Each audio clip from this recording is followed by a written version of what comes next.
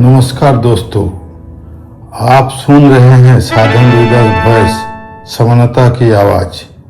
आज की इस वीडियो में हम बात करेंगे उस महान व्यक्ति की जिन्होंने भारत की आत्मा को नई दिशा दी, जिन्होंने कहा शिक्षित बनो, संगठित रहो और संघर्ष करो।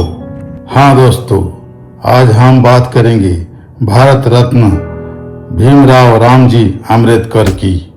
डॉक्टर आम्बेडकर का जन्म 14 अप्रैल 1891 को मध्य प्रदेश के महू में हुआ था। वो महार जाति से थे। उस समय जिसे अछूत कहा जाता था। उनके पिता रामजी मलेजी सतपाल ब्रिटिश सेना के सूबेदार थे और माता भीमाबाई बहुत धार्मिक और शिक्षित महिला थी। बचपन में भीमराव बहुत बुद्धिमान थे, पर समाज ने उन्हें उनकी जाति के कारण बहुत अपमान दिया। वो पहली बार जब स्कूल गए तो उन्हें बाकी बच्चों से अलग बैठाया गया। शिक्षक तक उन्हें ब्लैक बोर्ड छूने नहीं देते थे। पानी पीने के लिए उन्हें किसी ऊंची जाति के बच्चे का इंतजार करना पड़ता था। सोचिए दोस्तों, ऐसा बच्चा जो सिर्फ ज्ञान चाहता था, उन्हें समाज ने केवल जाति के कारण नीचा दिखाया। पर भीमराव ने ये सब सहकर भी पढ़ाई नहीं छोड़ी। उन्होंने तय किया, अगर शिक्षा ही सम्मान का रास्ता है तो इस रास्ते में मैं सबसे आगे बढ़ूंगा। उन्होंने मुंबई के एक्सीलेंस कॉलेज से बीए किया। उनके बाद उन्हें बड़ौदा के राजा शिवाजीराव गायकवाड़ से छात्रवृत्ति मिली और वो अमेरिका के कोलंबिया यूनिवर्सिटी गए। वहाँ उन्होंने अर्थशास्त्र, राजनीति और समाजशास्त्र पढ़ा। 1916 में उन्होंने अपनी PhD पूरी की। थीसिस थी एंशिएंट इंडिया कॉमन्स। फिर वो लंदन स्कूल ऑफ इकोनॉमिक्स गए और वहाँ से DSc डॉक्टर ऑफ साइंस की डिग्री ली। उस समय पिछड़ा वर्ग, अछूत जाति का विदेश में जाकर के इतनी पढ़ाई करना एक असंभव सी बात थी। पर भीमराव ने दिखा दिया, मेहनत और ज्ञान से कोई भी दीवार टूट सकती है। भारत लौटने के बाद आम्बेडकर ने देखा कि समाज में अंधविश्वास और जातिवाद अब भी गहराई तक जड़ें जमाए हुए है। उन्होंने ठान लिया कि अब लड़ाई सिर्फ अपनी नहीं, पूरे समाज की होगी। उन्होंने बहिष्कृत हितकारिणी सभा का स्थापना किया, जिसका उद्देश्य था शिक्षा, समानता और आत्मसम्मान को बढ़ावा देना।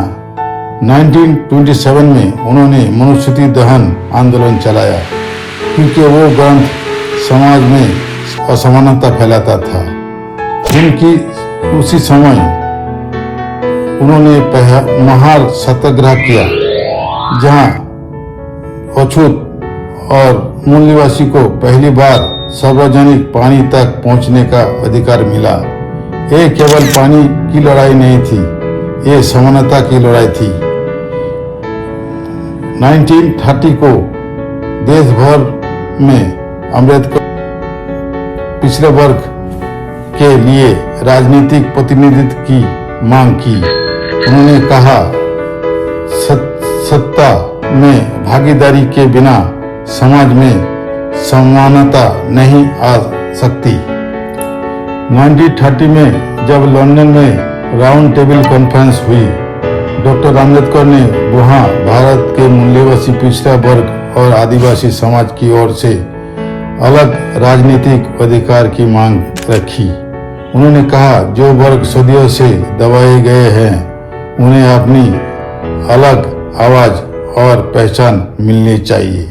1932 में गांधी जी और आम्बेडकर के बीच पुनः भेंट हुआ, जो आरक्षण और प्रतिनिधित्व से जुड़ा था।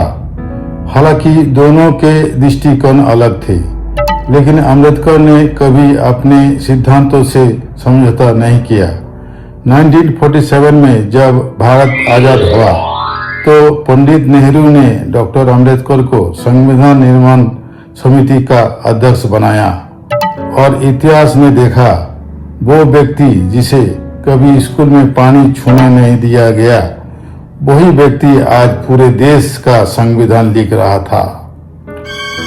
डॉक्टर अम्बेडकर ने भारत का संविधान ऐसा बनाया जिसमें हर व्यक्ति, चाहे वो किसी भी जाति, धर्म या वर्ग का हो, बराबर अधिकार रखता था। उन्होंने कहा कि राजनीतिक लोकतंत्र तब तक टिक नहीं सकता जब तक सामाजिक लोकतंत्र ना हो। संविधान में उन्होंने न्याय, स्वतंत्रता और बंधुता को आधार बनाया। उन्होंने ये भी कहा, हमारा जीवन महान तब बनेगा जब हमारे कर्म हमारे सिद्धांत के अनुरूप होंगे। और डॉक्टर अम्बेडकर ने देखा कि हिंदू समाज में समानता का स्थान नहीं है। उन्होंने बौद्ध धर्म अपनाने का निर्णय लिया, क्योंकि बौद्ध धर्म में ना जात है ना ऊंच नीच। 14 अक्टूबर 1956 को नागपुर में उन्होंने अपने लाखों अनुयायियों के साथ बौद्ध धर्म स्वीकार किया। उन्होंने आखिरी शब्द थे, मैं जन्म से हिंदू था परंतु मरूंगा बौद्ध के रूप में। ये केवल धर्म परिवर्तन नहीं था, ये था मानवता का पुनर्जन्म। डॉक्टर अम्बेडकर ने हमें सिखाया कि ज्ञान सबसे बड़ा हथियार है और समानता सबसे बड़ा धर्म।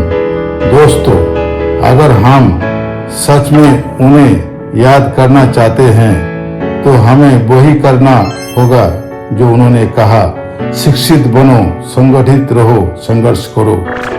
हाँ दोस्तों, ये था साधन रोहिदास वॉइस, जहां हम अम्बेडकर और बौद्ध विचार की सच्ची आवाज बन करके बोलते हैं। वीडियो को लाइक करें और शेयर करें, चैनल को सब्सक्राइब करना ना भूलें। जय भीम, नमो बुद्धाय, जय मूल्यवासी।